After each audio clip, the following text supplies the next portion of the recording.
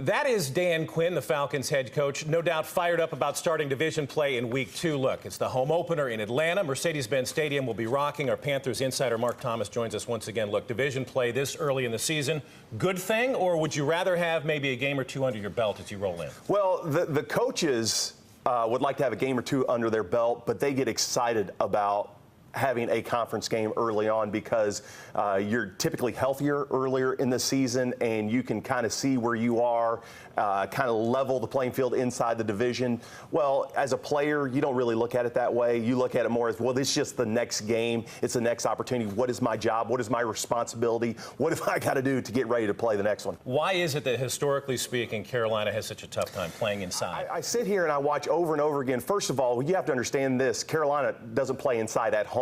Right. So typically they're road games. Road games in the NFL, your job is to split. I don't care if you're the Green Bay Packers back in the heyday, the Patriots over the last couple of years. You got to be able to split on the road because it's just difficult. You play on the road, it's a loud environment, and let's be honest about Cam Newton. Cam Newton is a runner that can throw. He's not a prolific passer of the football, but because he can run and he can get safeties into the box, typically they can move the chains, get the crowd out of it. That's usually the formula for success on the road. Run the ball, play good defense. They have both, but let's be honest, you're playing on the road. Matt Ryan and that offense, we know that they feed off of the crowd.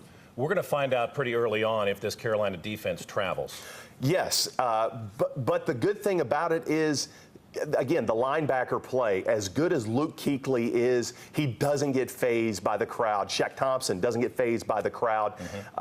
They're going to be able to shut down the running game. The question is how often, how quickly can they put pressure on Matt Ryan without blitzing? If you have to blitz, if you have to run some games, some stunts, that leaves yourself open for some big games, big runs, some big passes down the field. Julio Jones, this guy is trouble for any NFL secondary. How on earth can the Panther defense keep this guy from taking this game over? Other than tell him the wrong game time and just hope he doesn't show up. I mean, look, he's a beast. He's the best in the game. Reminds me of what Calvin Johnson was back in the day when he was playing for the Detroit Lions.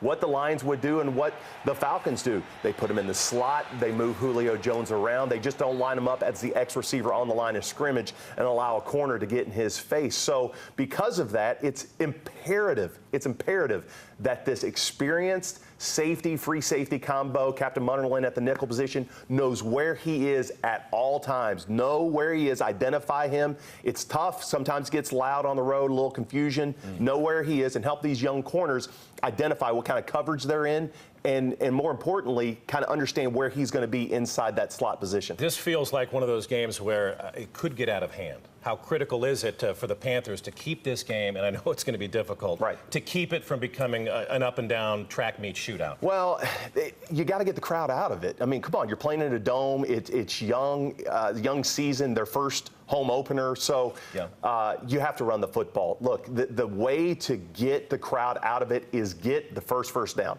Okay, then you can actually hear each other talk in the huddle, which is good. It's important. Kind of hear your quarterback, call the plays. But then after that, you've got to move the chains. You know, if this team can consistently move the chains, consistently get first downs, then that gets the crowd out of it, allows your defense to rest a little bit because, look, it's going to be a track meet with this offense, the way that they throw the ball down the field against the Falcons. All right, complete this sentence. The Carolina Panthers win this football game if they rush for 150 yards. They had 147 on Saturday. I think they got to have 150. Now, a lot of that has to do with how well Cam Newton runs the football.